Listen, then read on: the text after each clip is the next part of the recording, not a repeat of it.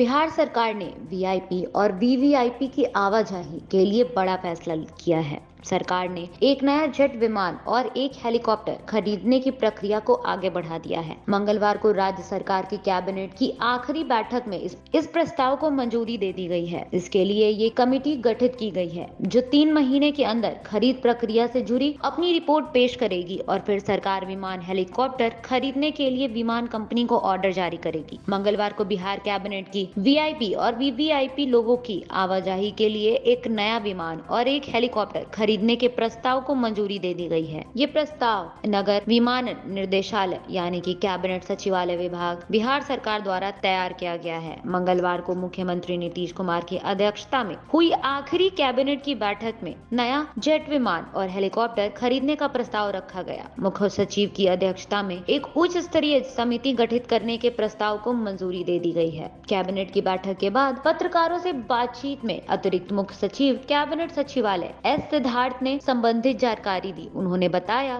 कि कैबिनेट ने मुख्य सचिव की अध्यक्षता में एक उच्च स्तरीय समिति गठित करने के प्रस्ताव को मंजूरी दे दी है ताकि वीआईपी और वीवीआईपी लोगों की आवाजाही के लिए नया जेट विमान और हेलीकॉप्टर खरीदने के लिए तौर तैयारी की जा सके। उन्होंने बताया कि ये committee jet engine plane 10+2 seater और एक हेलीकॉप्टर खरीद के लिए कीमत और अन्य तौर तरीके तय करेगी। कमेटी 3 महीने में अपनी रिपोर्ट देगी। वर्तमान में राज्य सरकार के पास किंग एयर C90 AB विमान और VTEBG हेलीकॉप्टर है। इसके अलावा 2 हेलीकॉप्टर डॉल्फिन SA365N और VTENU अंडर मेंटेनेंस पर है। वे जल्द ही उड़ान भरने के लिए फिट होंगे। बाद में उनका उपयोग ट्रेनिंग और पर्यटन उद्देश्यों के लिए किया जाएगा। इसी के साथ उन्होंने कहा कि कमेटी की अंतिम रिपोर्ट आने के बाद नए जेट इंजन वाले विमान और हेलीकॉप्टर की खरीद की प्रक्रिया शुरू होगी। कैबिनेट में भवन निर्माण से संबंधित राज्य सरकार की विभिन्न ऑनलाइन सेवाओं उचित रखरखाव और विकास के लिए बिहार सरकार ने भवन निर्माण और